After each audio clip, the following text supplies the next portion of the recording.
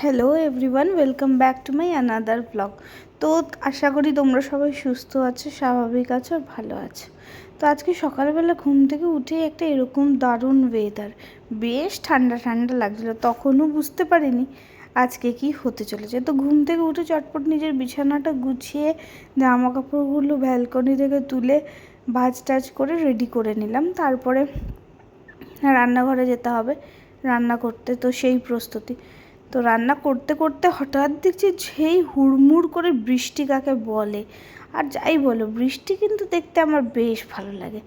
আর বৃষ্টি হলে না মনে হয় চুপ করে একটা জায়গায় বসে থাকি। তো যাই হোক, এখন বৃষ্টি দেখে দেখে রান্নাটা তো আর পণ্ড করে দিলে চলবে না, তাহলে কি খাবো দুপুরবেলা। তো আর মধ্যে আমার বড়বাবাজি নিয়ে এসেছিলো চিকেন। অলমোস্ট সব রান্না শেষের সময় নিয়ে এসেছিলো চিকেন।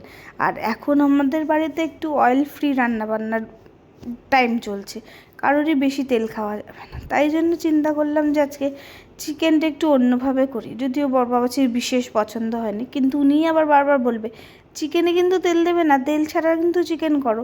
কিন্তু তেল ছাড়া চিকেন যেই করে দিয়েছি আজকে, সে আর মুখে একটু রোচেনি। যাই হোক, আমাকে বললো চিকেনটা না ভালো হয়নি।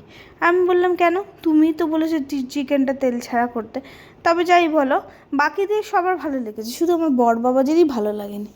যাই হোক, কনসিডার হয়েছে। তারপরে বিকেলবেলা দেখি একটুখানি বৃষ্টিটা ধরেছে। তবে আজকে ভেবেছিলাম বৃষ্টিটা ভিজবো। যাই হোক, শুক্তো করেছিলাম, শাক ভাজা করেছিলাম, তারপরে মোচার তরকারি করেছিলাম, আর এর সাথে করেছিলাম মাছের ঝোল আর চিকেনের ঝোল, পাতলা টেলটেলে। তাই জন্যই ভালো লাগেনি, বুঝলেন তো। যাই হোক, তারপরে বিকেলবেলা বেরিয়েছিলাম একটু মাকে নিয়ে, ডাক্তারের কাছে যাওয়ার ছিল, আমারও একটু দেখানোর ছিল।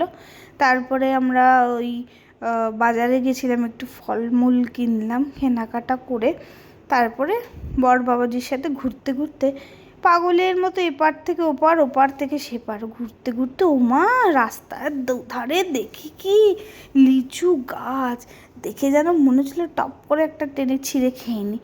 কিন্তু এখানে না লিচু আর আম গাছের মানে আমের সিজনটায় ওরা চুপ করে গাছের তলায় ঘাপটি মেরে বসে থাকে ধরবে বলে। তো যাই হোক, লিচু আর আম কোনোটাই চুরি করতেও পারলাম না, খেতেও পারলাম না গাছের থেকে ছিঁড়ে। কি আর বলবো, মন্দ কপাল। তারপরে আবার বড়বাবাজি বললো তাহলে একটু চা খাই। তো ও চা খেলো, আমি কি খাবো, একটা বিস্কুটই খেলাম। বাড়িতে আসলাম, ডিনার কমপ্লিট করে আজকের ব্লগটা এখানেই শেষ করছি। তা যাই হোক, তোমাদের যদি আমার ব্লগগুলো ভালো লেগে থাকে তবে please do like, comment and subscribe. তো সবাই সুস্থ থেকো, ভালো থেকো।